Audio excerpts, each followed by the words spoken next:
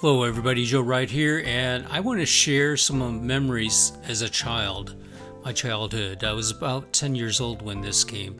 I inherited a bunch of Super 8 movie reels from my parents upon the passing of my father, and they're absolute treasures. I didn't know a lot of these I didn't even know that they existed. And when they were turned over to me, I just really treasured them. I have them digitized. I've edited a lot of them, a lot of things. I had to take out other things I've added. I want to provide some commentary on this. And reason why I'm doing this is that I recently found some troubling news about my health, and I'm not infinite. I'm not going to live forever. And it's made me double the speed of documenting my childhood, because I want this to be passed on to my children, grandchildren, and great-grandchildren. And who knows, my grandparents, I know absolutely nothing about them on both sides. And the one grandparent that I knew about, he lived in Greece. He was kind of an angry guy, didn't really get to know him that much. And so I want these memories to be passed down. So here we go. So I'm going to stop and start it as we go through it. There's two things on this reel. One's my mom's birthday in 1967, and then our first Christmas in our Pueblo house in 1967. These are the players. That's me with right there with my hand. That's my stepbrother Rodney. That's my mother. This is her birthday party. And the thing I want to point out about this, I'll stop it here, is we came from a very poor neighborhood in Berkeley. The neighborhood was so bad that the city and the airport condemned our property, our entire neighborhood. It was just all demolished, and currently they're building industrial buildings on it. I was so glad to move out of there. The troubles that we had, there was a lot of happy memories with people, but there was a lot of bad influences in that neighborhood. And we lived in a house that was basically a garage that was converted into a house. We were near communities that were even worse off than us. When we moved to the Pueblo house in Florissant, Missouri, it was a brand new house. I could not believe it as a kid. I thought we were wealthy. And the reality is we were just lower middle class people. I didn't realize that until probably I was a senior in high school and started exploring friends outside my community. And it really opened up my eyes that there's a lot of really wealthy people out there. And but I've always been proud of this house. Now, the reason why I'm bringing all this up is that this was a very financially difficult time because my parents put everything to paying off the mortgage on this new house. It was $150 a month. At the time, that was a lot of money for my father, who was a carpenter, to come up with.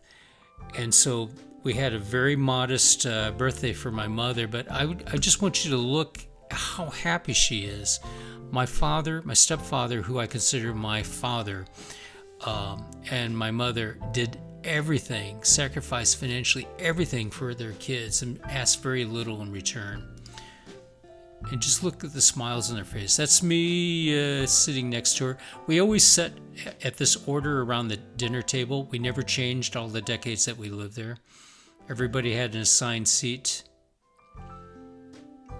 As she's opening up really the one of the only few presents that she got for her birthday, but it's just a modest dress, which I'm sure she took back. My dad picked it out for her.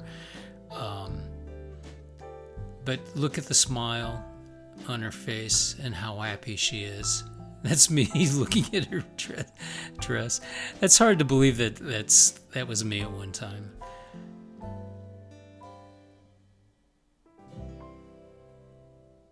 Now, I'm going to stop this right here. This is Betty, our neighbor. The reason why I left this in here, this says volumes about my mom and dad. She had a gaggle of kids. She would bring her kids over with her all the time, just unannounced, knock on the door. Every time I'd open the door for her, the first thing she would say to me, "Have you been sleeping? You look like you've been sleeping." And it would just annoy the heck out of me. But my parents were so generous.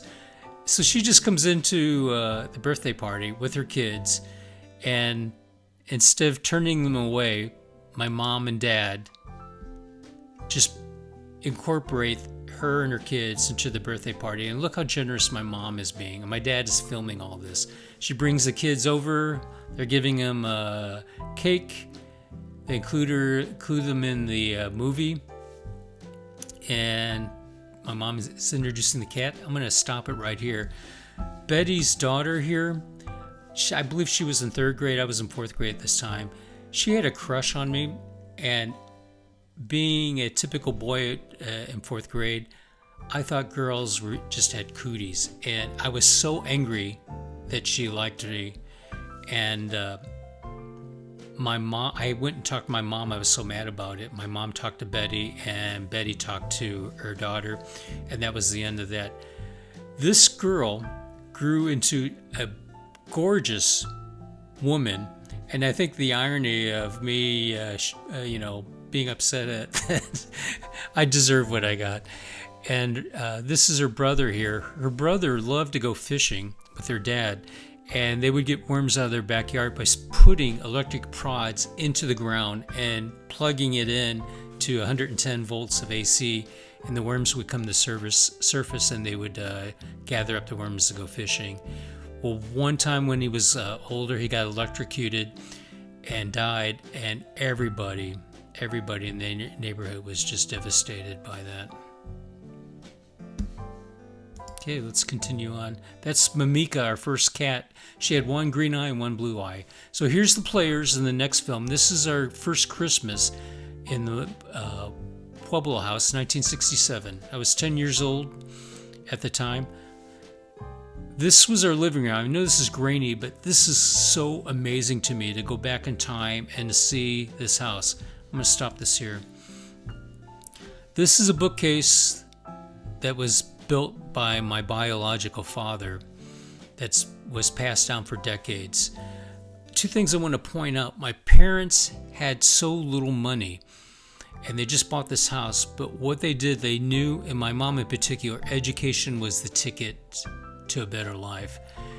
And they bought this encyclopedia set, which I believe was like around $1,000 at the time for their kids. And folks, for our younger generation, there was no internet, so the only way to get information was going to the library and generally looking at encyclopedias or other books. But to have these encyclopedias at home made it much easier. The books were about $1,000, which would be probably around $5,000 a day. It was an enormous amount of money and sacrifice that my mother and father did, but education was really important to them. This down here was a subscription to, and I just want to point out, these books, I read the encyclopedia set over and over and over for the next decade, all the way up into my senior year. And it had a lot of science fair projects in it, which just exploded for me in terms of my love for science, which is always had. My parents down here got a subscription, always had a subscription to the National Geographic magazines, which are today expensive magazines to get. At the time, it was a big sacrifice. Again, every copy was saved.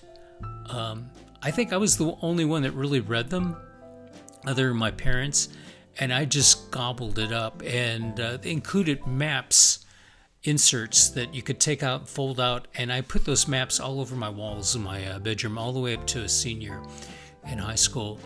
And these two elements led to me loving geography, going into geology and teaching geography and geology, in addition to making a career out of it. And I'll always be grateful for the sacrifice that my parents made for this. Okay, let's continue on. So we're going to pan across the living room, and this is just amazing for me to see all this. It just brings back memories because it's been like 40 years since I've been in this house. That's me. There's our TV tray right there, which was really popular, and it was a big deal to eat a TV dinner on the TV tray and watch TV in the living room. That was a treat. That's my stepbrother Roger. That's my sister. that lamp there, it just brings back memories. Those paintings of France, store-bought paintings. That's me opening up my present. I'm going to stop it right there. I want you to look at the smile that my mother has. A few months before Christmas, they came to us because we just bought this house, and my mom gathered us all together and said, we're not going to have much money for Christmas. We're probably not going to have any presents. I want you kids to be okay with that, but we're putting the money into the house because it's a really tight year for us. And all us kids agreed, okay, we're happy to be in this house. Thanks for informing us. And we were expecting little or nothing for Christmas other than just a Christmas tree and being together.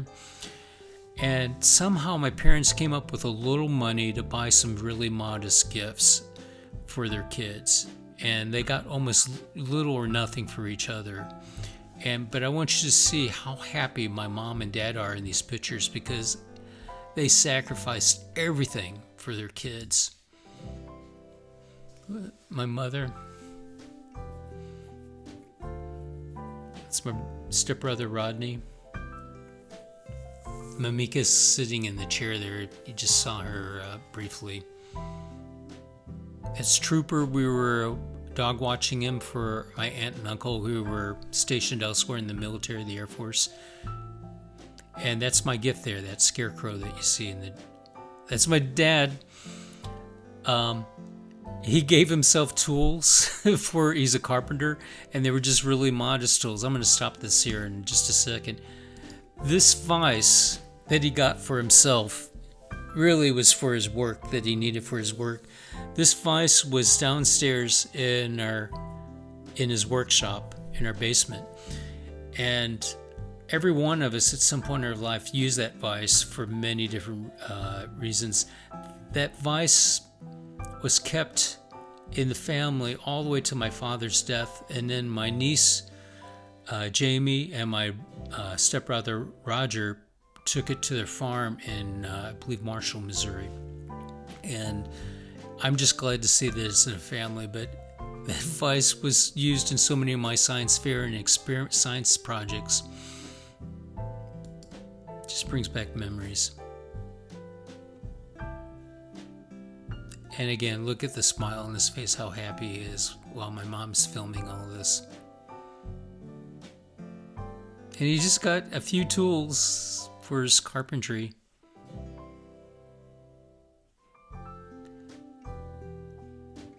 So I'm going to stop this. Here's Roger and I. This is one of the few times Roger actually came and played with me. He was 2 years older with me, and he looked like he was about 10 years older than me.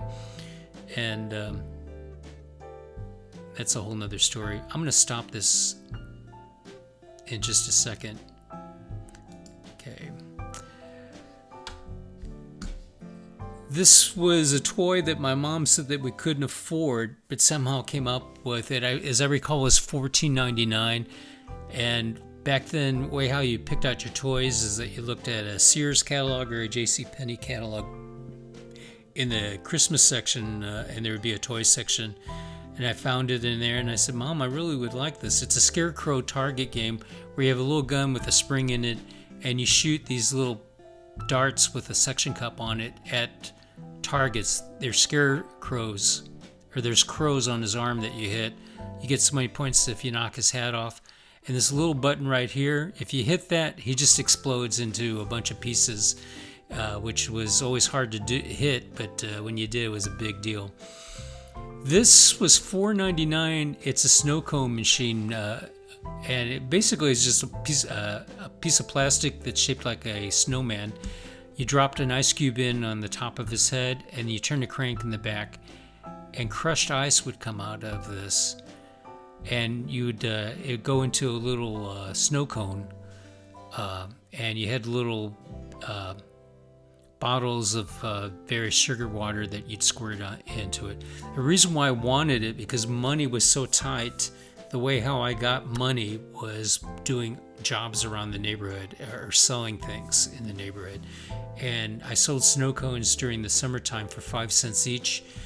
And it was a big money maker until the crank broke on it. My father fixed it several times, but it kept on breaking, and eventually, but it was 5 cents a snow cone, which would be about 50 cents in today's terms. But I would come up and make several dollars a week, which would be like $20, $25 a week in today's money terms in 2023. But anyway, I was always an entrepreneur. So let's continue on.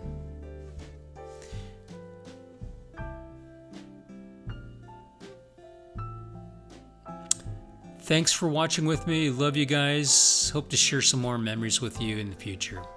Love you, Joe.